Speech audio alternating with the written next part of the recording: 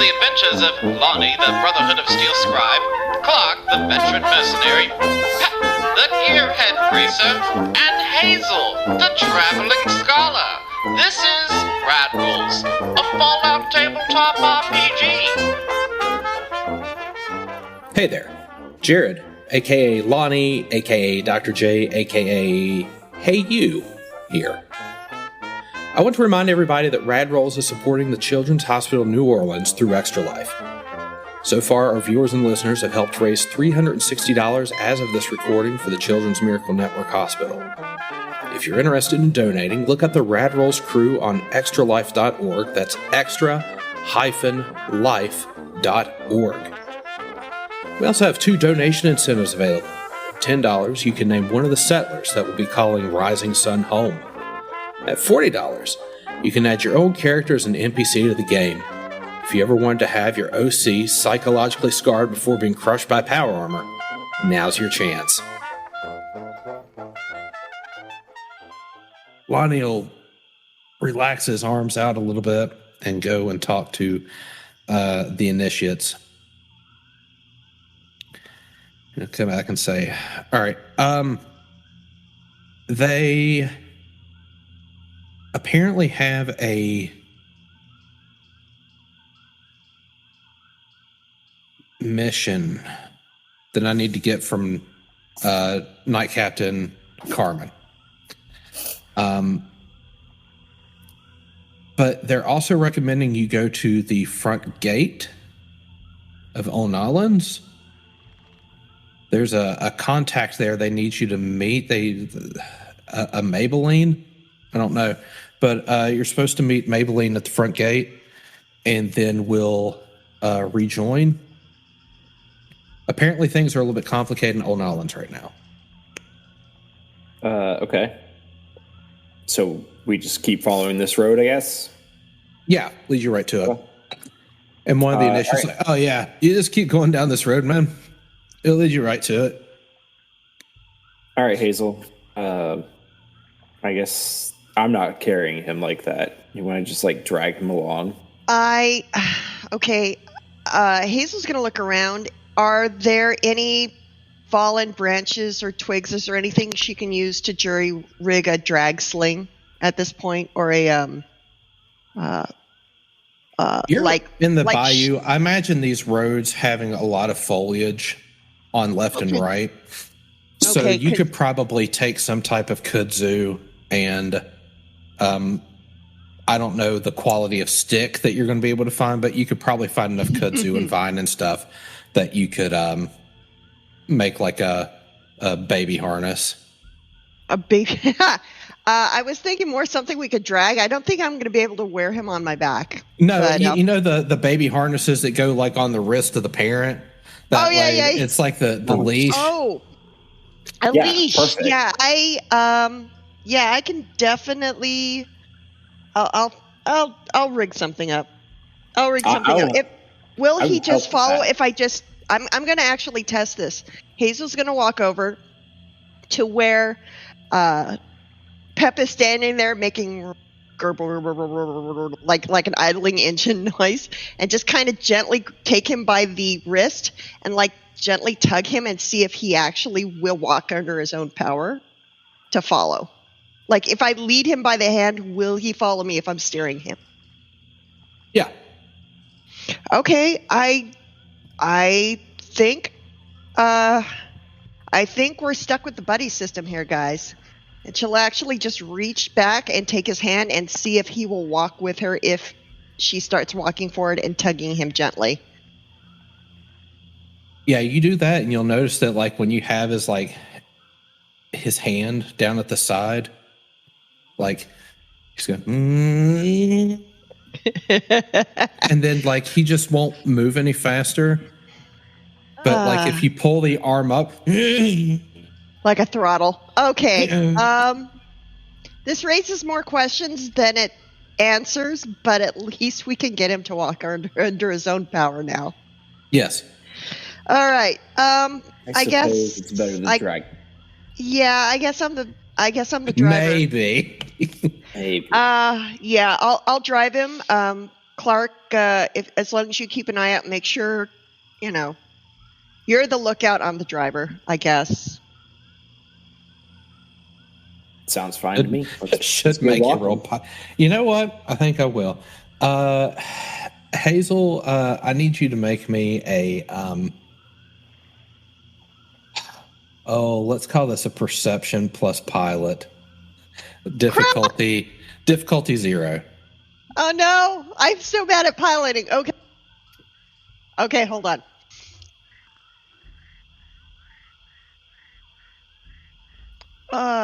Let's roll a few dice today. All right, so I'm doing perception plus drive plus piloting. Pilot, yeah.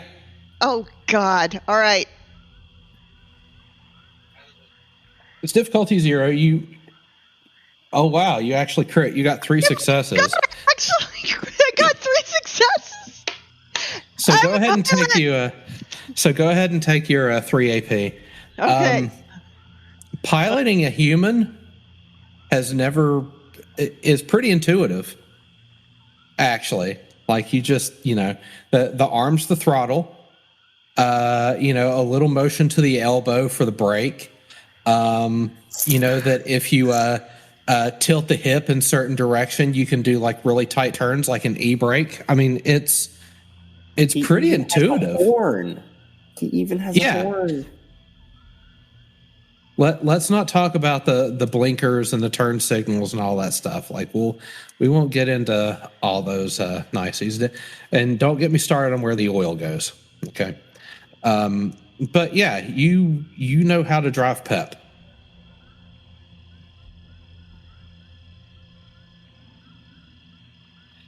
So driving Miss Hackett. Oh my God. Yeah. So you are making your way to the front gate of Old Nolans. Lonnie has extricated himself from the group and is following the initiates up to the base where the Brotherhood of Steel resides. So they reside in this Poseidon energy plant that is adjacent to but outside of the town proper. You arrive at the front gate of Old Nolans, and sort of what Kelly had alluded to, the gate's closed, the door's closed, and there is a couple of guards sort of standing about outside on this at this gateway, sort of managing people that might be coming to or for her, whatever. There's not a lot of traffic. Really, the only traffic right now is the 3 vault suits sort of walking up to this door. So that's the scene in front of you. They're not really approaching you or anything like that. They're just kind of standing guard. They see you, you see them. What would you like to do? Well, we don't know any better, so I would just say hello, try and walk through. Same. Hi there, yeah. folks. The access to the city's closed at the moment. I apologize for the inconvenience. Oh, no worries. We have business. We're the River Crawlers Caravan. We're here to see Ella Fitzgibbon. Oh, River Crawler Caravan. That's right. One of the guards scans you up and down real quick.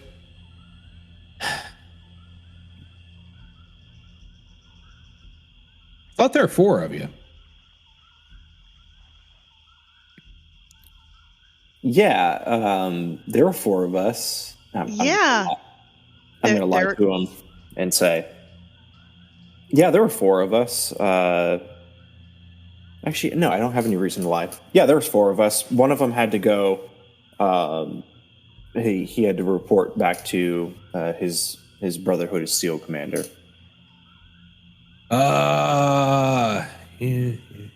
That tracks. Right, exactly. because we heard that the city was on lockdown. So we didn't want to cause any problems. Right. One of the ghouls, it's two ghouls here, by the way, kind of dressed to the nines.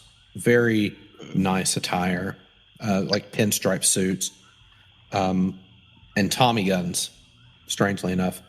One of them, who's been assessing the situation, says, I have something for you all. Now, it's not access to the city.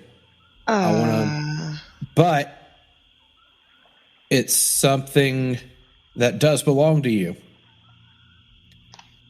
He makes his way inside the gate. Well, he gives a few knocks, and somebody on the inside of the gate lets him in. A few minutes later, he comes back out driving this extremely old vehicle, like a flatbed, like model something Ford. I forget what letter y'all gave it. But just sort of it's like a Model S or a Model A. I don't know. I forget which, but we all know Maybelline at this point. He's driving Maybelline. It's like a 2-cylinder engine. It's just like tuk. Yeah, and he took it through the gate and sort of pulls it around and backs it up a little bit and comes out, and he takes his like the sleeve of his jacket, and he gives the wheel well another little shine and stuff, and was like, Jack McPumpkins is a man of his word. Maybelline. No. Oh my God. Jack McPumpkins makes the return trip. Oh God. That is, by the way, that was out of character. In character, Hazel's like, wow, it's cool looking. Does it actually do anything?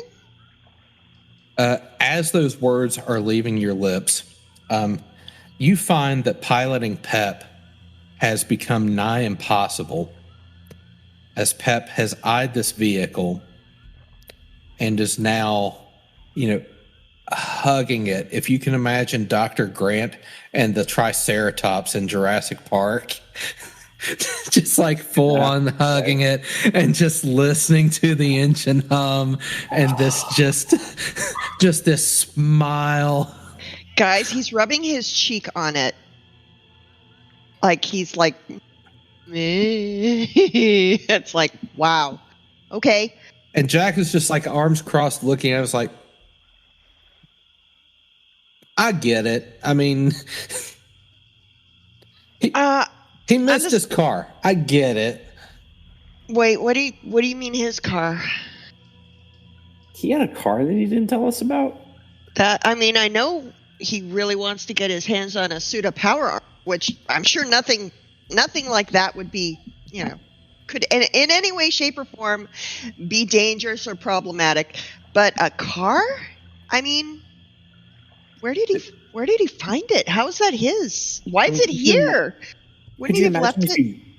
Could you imagine if he drove that into one of us? It would probably really hurt. Jack kind of shrugs and says, "This was, I was told, property of Rivercrawler Caravan.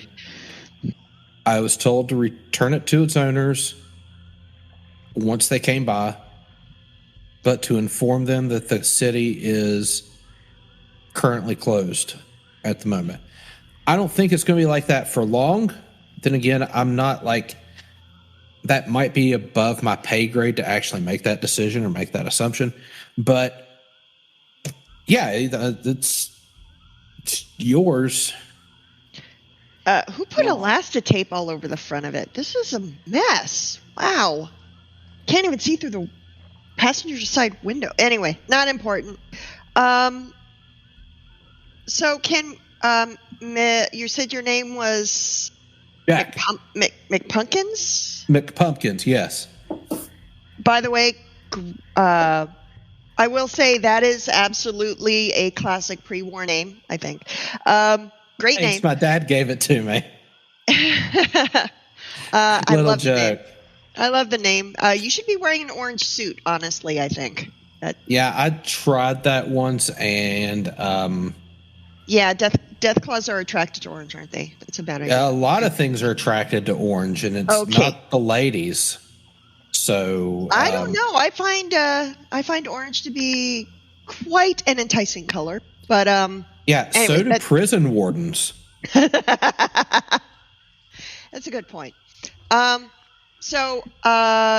So you're giving us this car, and you said the car is his, and it belongs to River Crawler Caravan, but he's the. Have you noticed that he's not quite feeling right?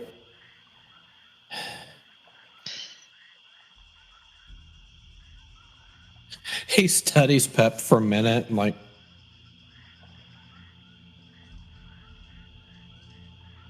No. Oh, okay. Yeah. I mean, I guess. Well, he definitely wants us to take the car, so we should take the car. The question is, take the car to where? That was my next question, Clark. Where? What you said your buddy was going up to the Brotherhood. Well, did Ella leave any instructions for us? I mean, that was the whole thing. We were supposed to come here and talk to her. Yeah, that was our instructions. We're supposed to meet her, arrange things with her, talk with her about a deal between the city leadership and the River Crawler Caravan. And now we're finding that we can't enter the city.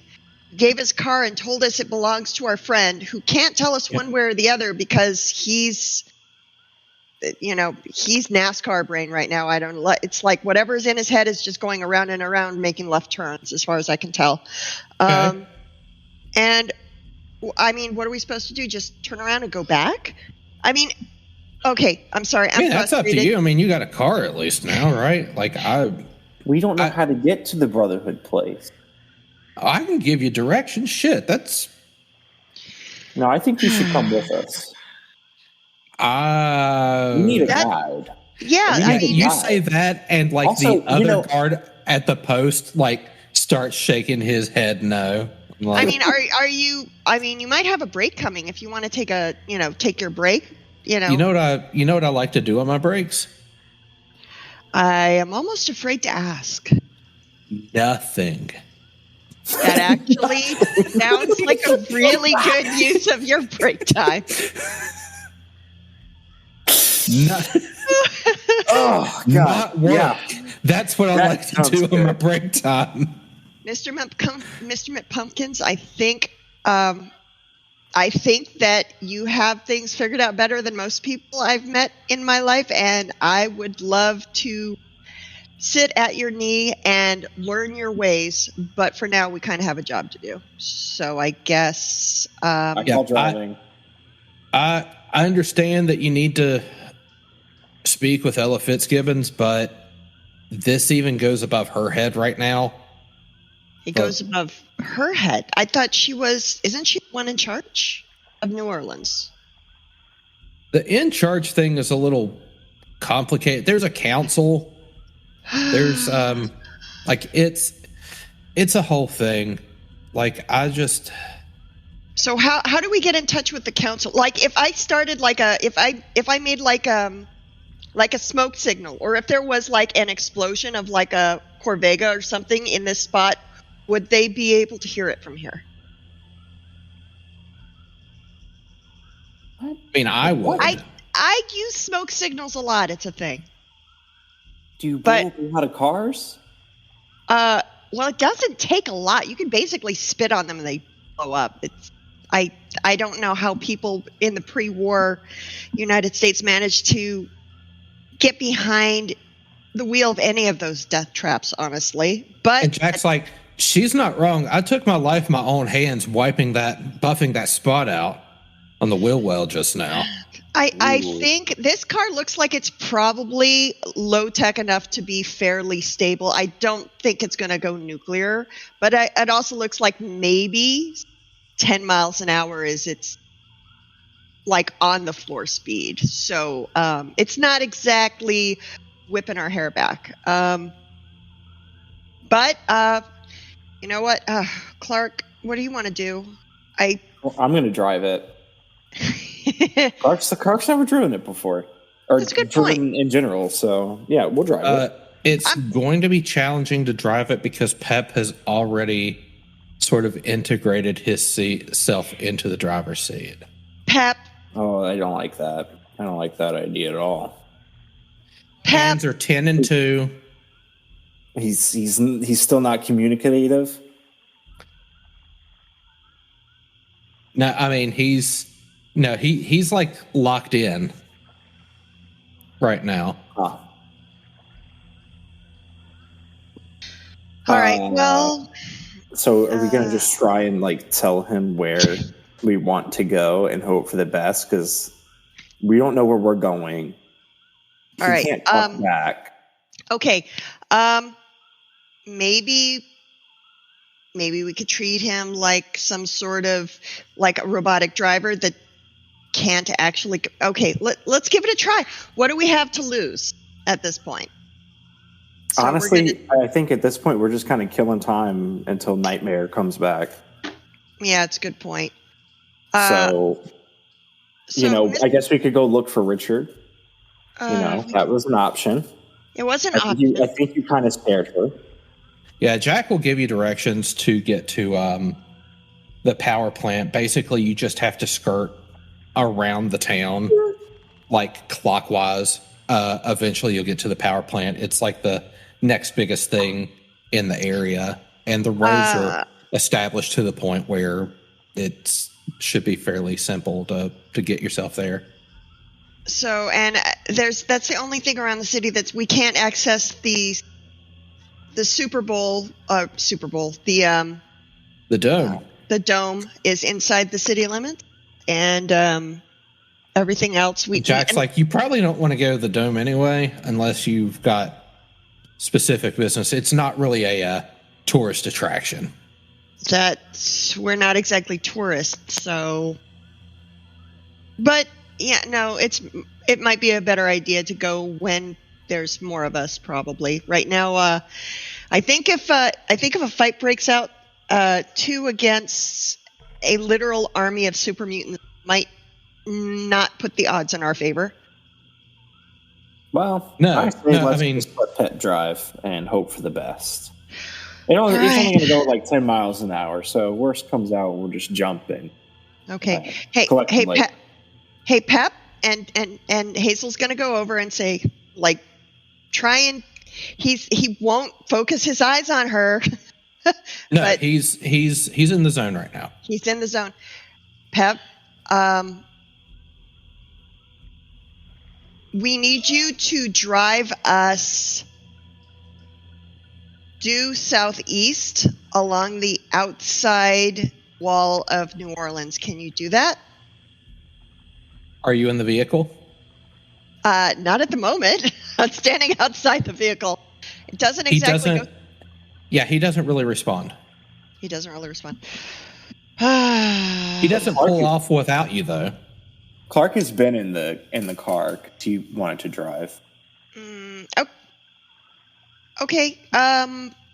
Well, you can take side seat. I'll sit in the back. We'll see if things change if we get into the car. That's Hazel thinking. Hazel says, "Okay, let's get in the car. See if we can make this thing actually do something other than just sit here." All right. You all settle into your seats, and it's not until you have settled into your seats until the vehicle starts to move, and it's a very smooth, just very smooth takeoff. It's not like immediately pedal to the metal, like full throttle immediately. It's nice and gradual. It's a nice Sunday stroll. It's very smooth. especially considering that this vehicle probably doesn't have shocks, and if there are shocks, they're extremely rudimentary. You swear that he even comes to a complete stop at a four-way intersection and looks both ways before continuing. So he may be a space case, but the man can drive. I mean, it's probably in his blood. As you give him additional directions, he follows them perfectly, follows the rules of the road, and it is a stately, uneventful excursion from the front gate of Old Nolans to the front gate of the Brotherhood of Steel outpost or base, whatever you want to call it, and just sort of parks right up front. Not even a hard lurch when he brakes, just a nice gradual. You don't even feel it. Like, if you can imagine your grandma wearing her Sunday best with a crock pot full of chili in her lap. That kind of gentle, eh? That kind of gentle. I mean, that is how he makes this trip. And he just kind of stops there and sort of hangs out. He doesn't get out of the car. Not at the moment. I mean, he's sort of grown roots at the moment. Okay. So you are you're at the front of the Brotherhood of Steel gate.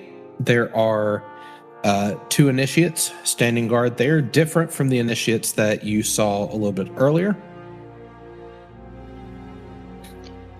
One will actually approach, because they're going to be a little bit more active about their defenses than the Old Nolans preservationists.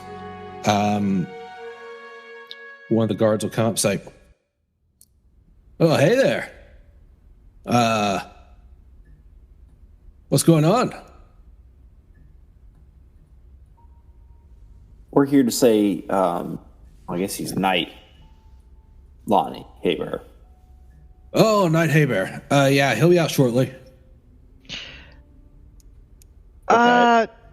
Do you have like a waiting room or like a cafeteria or someplace we can just like sit and hang out? I mean, you guys must have like a break area, right? Yeah, we've got a cafeteria. Yeah, a commissary. Yeah. Yeah. Is that someplace we can spend a few minutes and hang out? I mean, it's really, really hot and humid out here. Yeah. Hazel's gonna kind of lay it on a little thick. It's like, it's so hot and we've been traveling for such a long time. We could really use a place to sit down and, have some shade and a drink maybe. Make me a charisma plus speech difficulty 2. Okay. That's fair. Charisma plus speech. This is not my specialty. I should have let Clark do this. Charisma plus speech. Roll it. Oh, 2 successes. All right. So, yeah, and then it's just like, oh, yeah. No, 1 second. And he'll go over to the other guard and they'll have a discussion real quick. And you can kind of see this first guard pantomiming, like, hot outside, wiping sweat and everything like that. And they're both nodding. It was like, and the gate will open just wide enough to be able to get the vehicle through. And the original guard say, yeah, you can come on in since you're with Knight Haber. You can bring the car in if you want, or you can leave it out here. Whatever works. Actually, Hazel's gonna kind of take Clark aside really quick. Should we not? I think maybe it's a better idea to leave Pep in the car out here in case something weird happens. He can make a break for it. I don't want him stuck where, I mean, he's not exactly in the position to recognize danger and run from it at the moment. I don't want to babysit him. Okay. No, the car. Hazel says no. The car can stay out here as long as you're okay with it. And she'll walk over to Pep and say, "Okay, I know you're in there somewhere, Pep.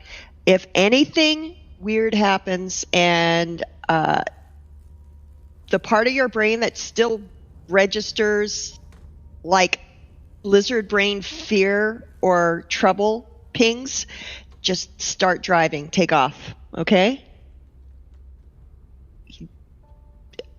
No real response. Like don't wait for us. You and Maybelline, get out of here. Don't wait for us.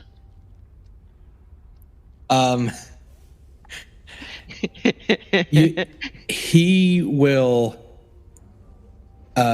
instead of parking with the front towards the gate, he'll take a moment to back the car up so that the back's facing the gate instead. That's perfect. And we'll bring you something to eat when we come out, okay? We'll bring you some fuel. Yeah, and she gives him just the most awkward, corny thumbs up. She has no idea how this works, but a thumbs up is kind of the universal. Let's just go with it. It's good enough for Vault Boy. Yeah. Good enough for me. So somebody said food. Let's go get food. Okay, yeah, let's go get food and let's get weird. In we go.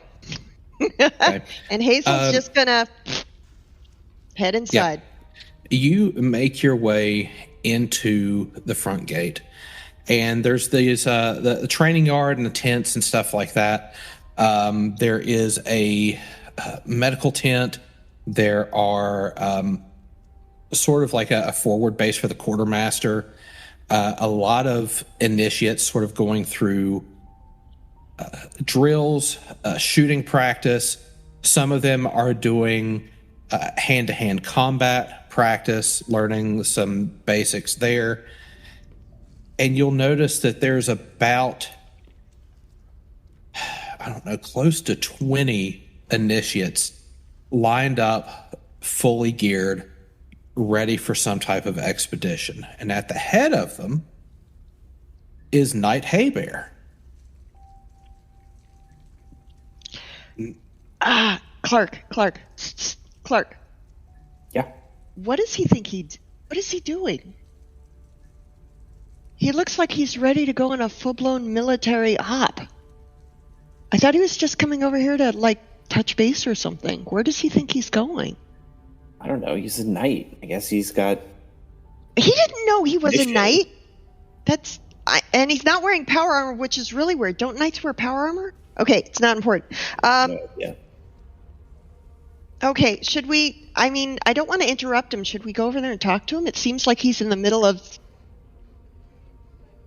whatever it is. He seems busy, and I seem hungry. He definitely mentioned food. One of you mentioned food. Yeah, I feel like I honestly, I'm famished. I feel like I've never eaten a day in my life at this point. Right. Although, don't hold it against me. I am really curious about that medical tent. I really want to see what they've got in there. It might help us out to know what kind of medical supplies are available. Right? She's like, right. I want to go look. So, but let's go eat first. That kind of, you can't really think on an empty stomach, right? Speaking of thinking on an empty stomach, Lonnie catches both of you in the yard because one of the guards is like, hey, came up to Lonnie and said, you've got guests. And Lonnie starts to beam as he sees you all. It's like, hey guys, come here. Come here. I've got great news. Okay. Clark, did I just walk over. I'm looking to Clark to try and figure out if he's game for this because he doesn't seem like the military industrial type. But instead, she's just gonna go fuck it, and just walk over and try and look like she belongs there, even though she very much doesn't feel like she does. Say, Lonnie, what's going on? Well, as we all found out earlier, I'm now a knight in the Brotherhood of Steel. Right, and I change of clothes looks good on you. Very nice. Orange suit. Oh, he's still in the vault suit. Oh, okay. Yeah, he hasn't changed clothes or anything. Is he wearing any Brotherhood of Steel armor on top of the vault suit? No. You're still just walking around in a blue vault suit. Still just the vault suit. Wow. It's like you're wearing nothing at all. Okay. Yeah. So okay, so what's going on?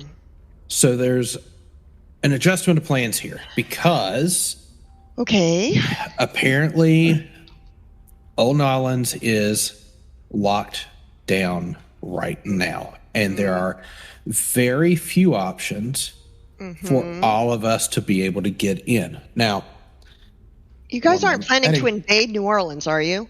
No. Okay, good. Because you're starting to give me a little bit of a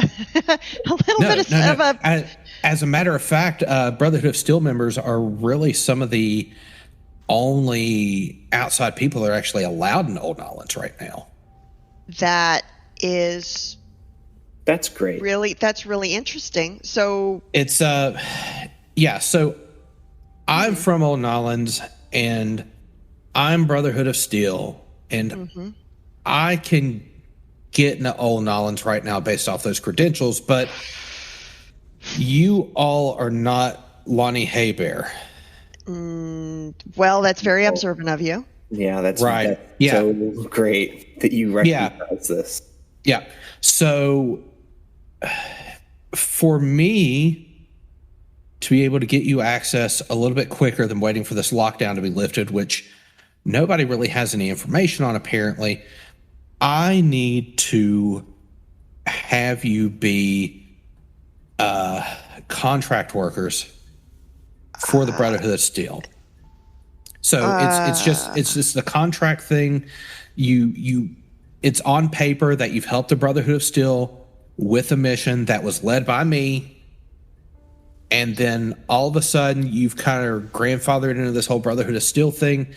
You'll be able to get into the city. You don't have any long-term ties with Brotherhood of Steel. It's I spoke with Knight Captain Rajir about it, and it seemed like the best option for us. And here's the thing, it's going to be super easy. Well, okay. Fairly inconvenient. Okay. All right. Now I say it's super easy, and honestly, I say it's super easy. I'll leave that for you to decide. Okay. So these initiates are like really green. Okay. They haven't shot at any moving targets at all. And one of the things that the Brotherhood still likes to do with new initiates that haven't shot any moving targets at all is we go down south. We go down to the South Nolans Par 3 Professional Miniature Golf Course and Pro Shop.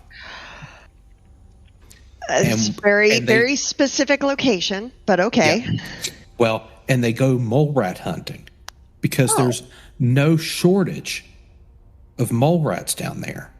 Oh yeah, I hate mole rats. Well, you can take a few shots too. I don't think they'd mind. But so all this is, we make it a competition.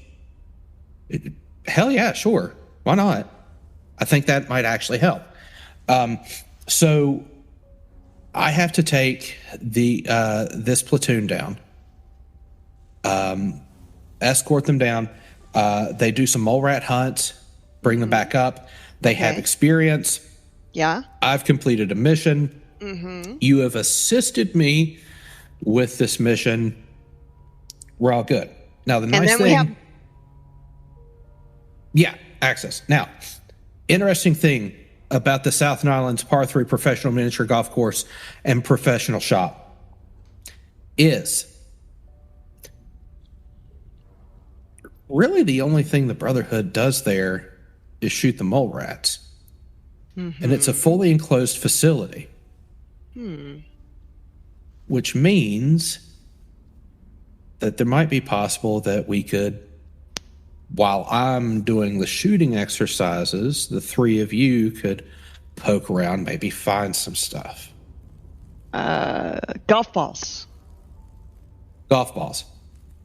Golf clubs. Golf. I mean, pretty much anything. Just tag the word golf in front of it, and it's entirely possible we can find it. But the point is, there's stuff that we could potentially scavenge for Rising Sun. Yeah, that makes perfect sense. And while we're scavenging, we basically have a platoon of Brotherhood of Steel watching our back the entire time. As long as they don't actually accidentally friendly fire shoot us in the back. Yeah, that actually sounds like a halfway decent plan. So here's the thing. I've got 18 rough and rowdy initiates behind me. Okay. That's a lot to manage. So, as my fellow leadership at Rising Sun, I have a bad feeling you're going to ask us to help you manage these guys. I have a great feeling. Yeah. Clark, I like your energy on this. I really do. I really like your energy. Just give me So I'm going to introduce you to everyone. Okay. And you just let me know, who you would like. On your fire team. So basically, what I want you all to do it's the same is... Kelly. Okay. Is there another? No, it's a different Kelly. See, damn it. No. It's a different Kelly. No. It's it could not be Kelly's brother. Kelly. No, I'm sorry. It's not Horse Girl Kelly. Okay. No, it's not Horse Girl Kelly. So what I want everyone to do is you're going to draft 4 people for your fire team. Now, if anyone's familiar with a funnel in RPGs, basically a funnel is every player takes like 4 0-level characters into like this meat grinder mission, and whoever makes it out alive is your PC for the rest of the campaign. And that's what's going to happen here. We're going to create some heroes. Okay. So wait, this is it. Okay. Boy. Oh boy. Do they have individual differing stats, or we're mostly using them based on? No, these are basic they're boys. They're all baseline zeros. Basic boys and girls here. All right. Zeros to heroes. Okay. I need we'll start zero with that more Clark. information. I want Willie. All right. Willie's in your fire team. Yes. I am calling in Hazel. Who you choose? I'm picking Violet. You're picking Violet. I'm gonna try and get these people to be as field medic ready as possible. All right. Let's see. We've got 7, 14, 15, 16. Okay. So Pep's getting Kevin, and Lonnie is getting Cole. Okay. Next, Clark. Who are you selecting for your fire team? I'll take Layla. Pick Layla. All right. Got it. I'm going to grab Zoya. Zoya. All right. We've got 6. We've got 12 left. Pep's getting Jacob. And Lonnie's getting Alicia. All right. Who's your third choice, Clark? Brett. Take Brett. Brett. Okay. Here. Yep. I got Dexter. Dexter. That leaves us with 8. Dexter's a wild card. So Pep is going to get Erica, and Lonnie is going to end up with Harris. All right, last member of your fire team. Clark. This is where it gets serious. I feel like I got to go for Aaron here. For Aaron, okay. I will take Hannah. All right, Hannah. And Pep's last. It's going to be Kelly. And Lonnie will end up with Elias, Isaiah, and Oscar. Okay. And those will be your assigned fire teams. Now, as you are getting to know your fire teams,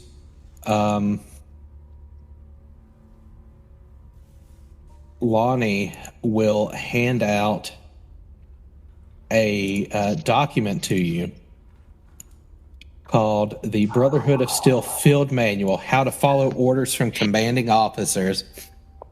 As a new Brotherhood of Steel initiate, you will be expected to follow orders from your commanding officers, and sometimes people that are standing in for your commanding officer. By remaining duteous to your superiors, the Brotherhood of Steel can ensure the best possible chance for mission success and your survival. Asterisk. Below are some basic orders you may be expected to carry out. Asterisk. Okay. The asterisk is the Brotherhood of Steel can in no way completely ensure your survival. So things you can ask your initiates to do. Attack, minor action, or 1 AP. You and your fire team will do your best to obliterate whatever poor, unfortunate target your commanding officer has decided to incite violence upon. So basically, you will you pay the cost, roll an attack for one member of the fire team, plus an additional assist die for each remaining fire team member.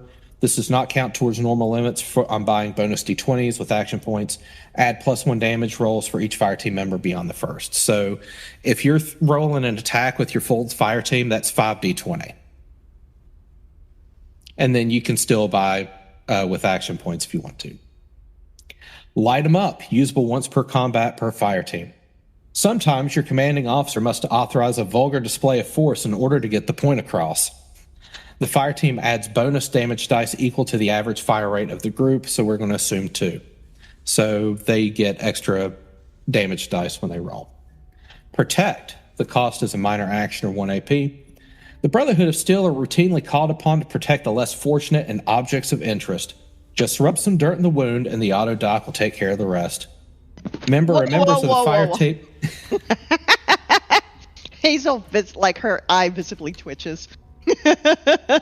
Members of the fire team will interject themselves between you and a threat, granting you a narrative bonus to your defense, either a defense bonus, cover bonus, redirection of damage, whatever makes the most sense. Take the bullet. Costs 1 luck point. The protection of the chain of command is a time-honored, noble tradition within the Brotherhood of Steel. You are therefore duty-bound to protect your commanding officer at all costs for the sake of the mission and your brothers. A member of the fire team will take all damage from one attack instead of you.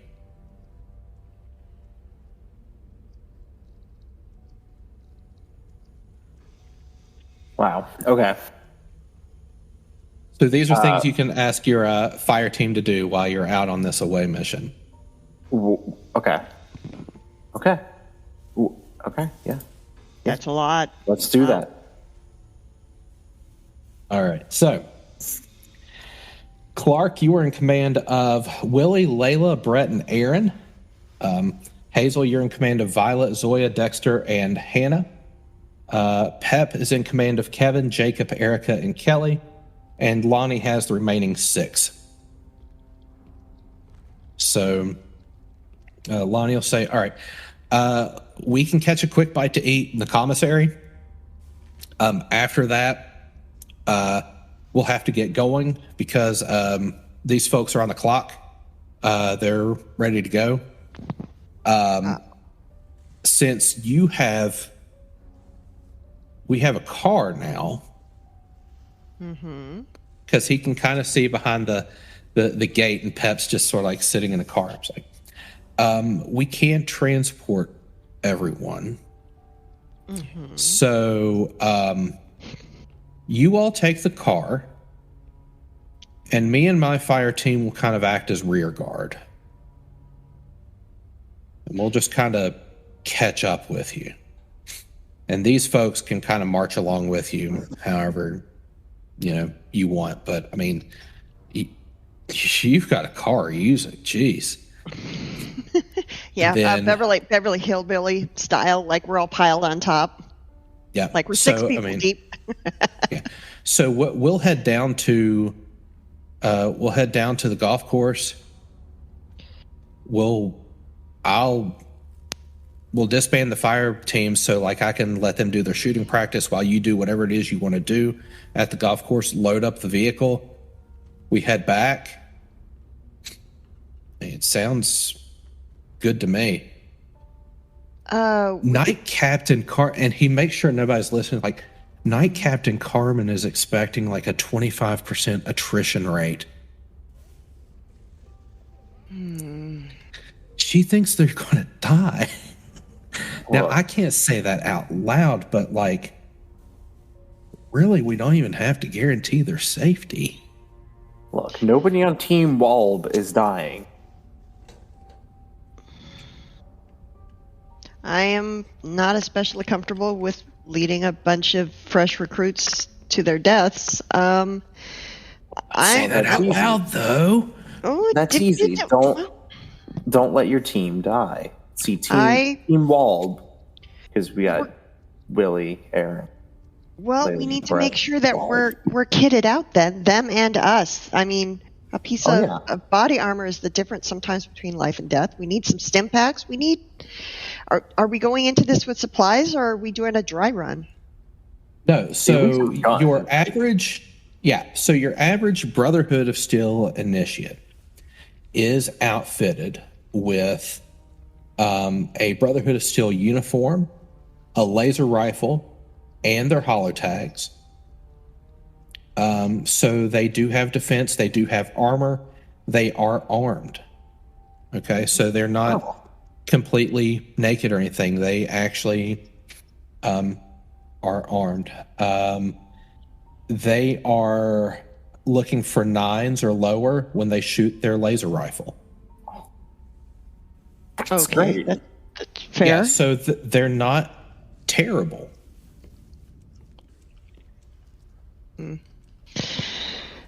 Like, let me fire just like a single laser rifle here. So we're looking for 9, and they're rolling 5 damage dice. Okay, they also got a 1. Yeah, so crit. Yeah. That's a David Chafin's rules. I mean, that's pretty good. Yeah, I think we can roll with that. Yeah. So yeah, like you're worried about, are they kitted out? I'm worried about. Lonnie will ask Elias to take a shot, and he hits a training dummy like right in the head and does 5 energy damage. Okay. Like so. But that's a stationary target, right? Like that he's kind of calm, cool, collected. He doesn't have anything breathing down his neck. He takes a decent shot and he hits. Like that's what you're kind of expecting to do. So like at least this one guy on Lonnie's fire team is with it. Okay. Would it help for me to, so whether I don't know, is it mole rats or swamp rats? I don't know a lot about swamp rats, but I do know a little bit about mole rats. Maybe I can give them a little bit of an advantage if they know, for example, that they're going to be ambushed from underground, that they tend to rush the targets, that if you get up high, like on something that's solid, like, like basically graboids proof, that you can maybe get better shots at them without taking damage. Can I give not just my group, but like all of the initiatives a little bit of survivability knowledge if they don't already have it? I'm not going to assume they know what they're walking into here. Or they'll be fine. They'll be fine. They'll be fine. They'll either be fine or they'll learn real quick their last lesson. School of Hard Knocks, huh? Make me take it. Make me a charisma plus survival check. Okay. Difficulty 0. Okay. Clark is all about the School of Hard Knocks, I have the suspicion. I mean, I just met you, but you're definitely giving off that vibe. So charisma plus survival. So the charisma, because you're trying to teach this to a bunch of people. It's not for your own personal survival. You're trying to convey this information to multiple people, but this is definitely a survival type thing. Okay. 2 successes, and this was a 0. Okay, so what I will do is the Brotherhood Initiates will have, you've added 2 AP to their pool. All right, that they is, can use. I'm pleased with that. Knowledge is power, and I've given them what I've got. Yep, so you have given them 2 AP. Yay! That they can use for future endeavors. Now, you all go to the commissary and have a quick lunch. I'm pretty sure it might just be cram, but prepared properly. If it can be prepared properly, it gets you full, and it's actual nutrition. You've heard rumors of some less nutritious things being served in Old Islands under the guise of food. Well, if all goes well tonight, there might be a mole rat on the menu. That's true. But you finish up the commissary. You get your gear together. You round up the initiates. You kind of set up marching orders, so you have a fire team, front, right, or left, right, and rear. And Lonnie takes the rear guard, kind of marching behind several dozen meters. I don't know however far back, but just making sure nothing comes from the rear or anything like that. And you make your way toward the South Nylands Par 3. Come on. The South Nylands Par 3 Professional Miniature Golf Course and Pro Shop. Now, en route to the South Nylands Par 3 Professional Miniature Golf Course and Pro Shop. It's a pretty uneventful drive. Let me try to paint a scene for you here. The roads are... There's a little bit of pavement, but it is mainly given itself up to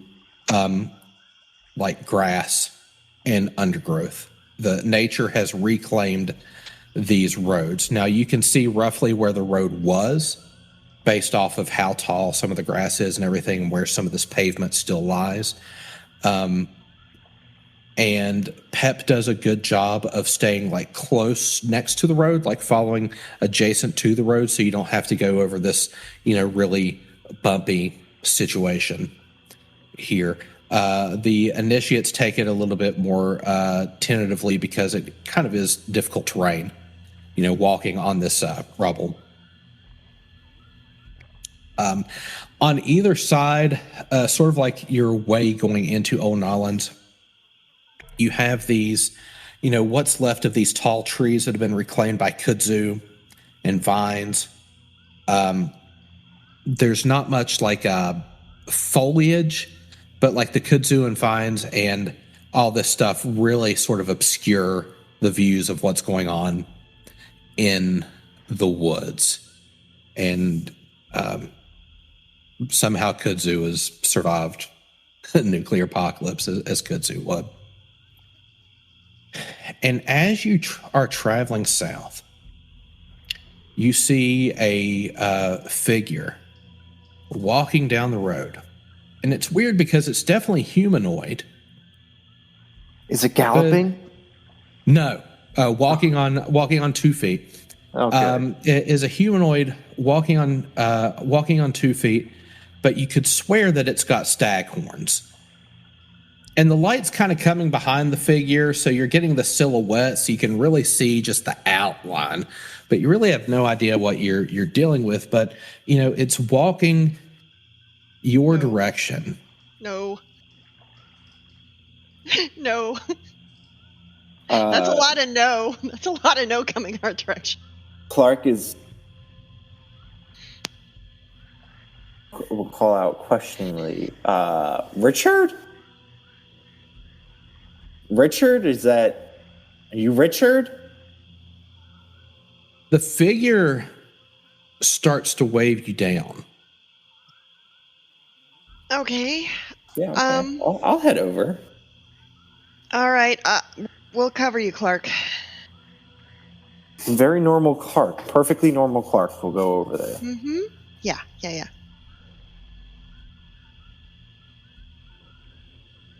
And I'm taking Brett. Brett has to come with it. Okay. Did that show for everyone? Oh. See. Yes. Okay.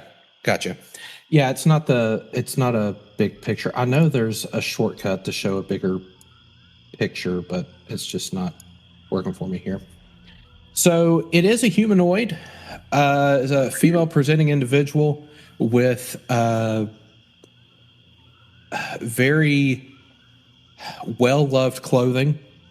You can see just sort of armor pieces here and there.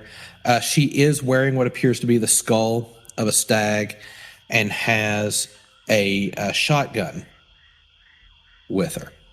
And she's kind of holding it up. She's not pointing at you or anything like that. It's held up and everything. It's like, I am so terribly sorry. She says that to Clark? If you're the first person to come up to her, yes. She says, I am so terribly sorry. For fucking what? You have, through no fault of your own, gotten yourself involved in a Yaogwai hunt. I don't think you need to be sorry about that. That sounds great. We have a bunch of, you've seen behind me, our band of people. What you don't know is that we are actually teaching them how to shoot moving targets. And I personally cannot think of anything better to start on than a Yaogwai. So truly, thank you. Cervinia looks at you a little bit. And she says, well,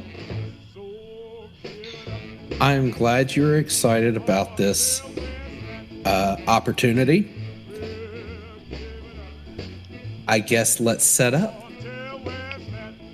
And she slings the shotgun over her shoulder and starts working her way over back to your car. Tune in next time on Rad Rolls.